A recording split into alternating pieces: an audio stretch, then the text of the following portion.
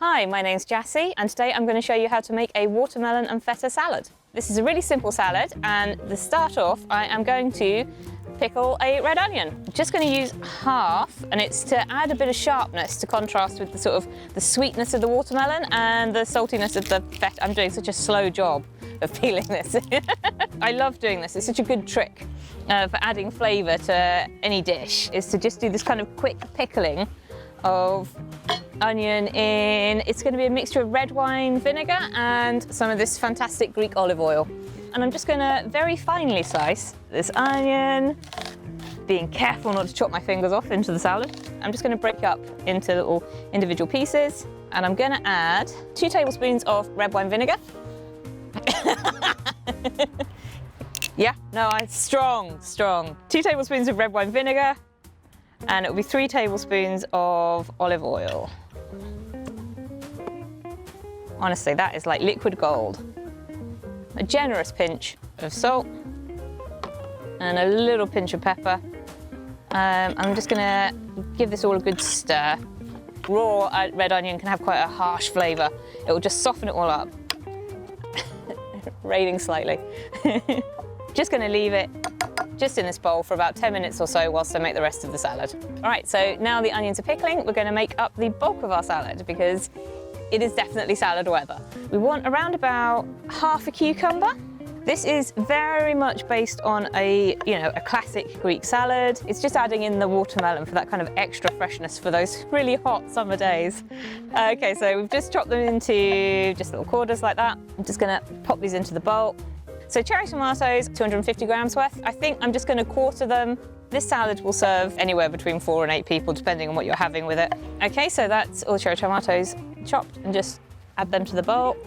Right, last bit of prep. The watermelon. So this is a, God, that was a hell of a thunk when I put that down. So we've got a small watermelon, a small knife, and a small recipe writer. Who will win? Me! Doesn't that look beautiful? I'm going to just use half of this, so the other half can be handed out as snacks to noisy children. I'm going to run my knife around the edge of it. Obviously I don't want any of the white pith, just the pink flesh. I'm not going to bother flicking out the seeds. I think everyone can cope with the seeds. Lovely and juicy. So now I've got all my fresh ingredients in the bowl. I've got my onions are sort of nearly ready to go, so we're just going to add the flavour. Starting off with, these are some capers.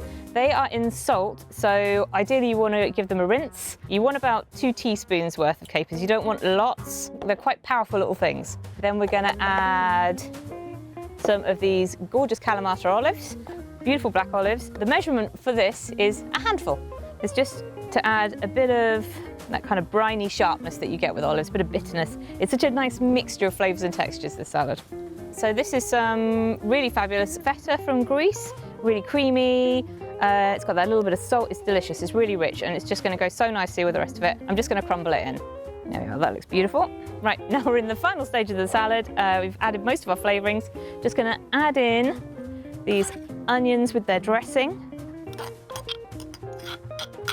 Then use these 2 awkward sticks to toss the salad together. Give the salad a good mix, make sure it's all mingled together and everything's covered in the dressing. That's pretty much all of our flavours in. Just the last thing, very classic in a Greek salad, just finish off with a bit of dried oregano. And it does need to be dried, it's a really specific flavour. It makes it taste just like being on Crete. And just to finish off, a little drizzle of this great olive oil. So there you have it, a simple feta and watermelon salad, perfect for a lovely summer's day.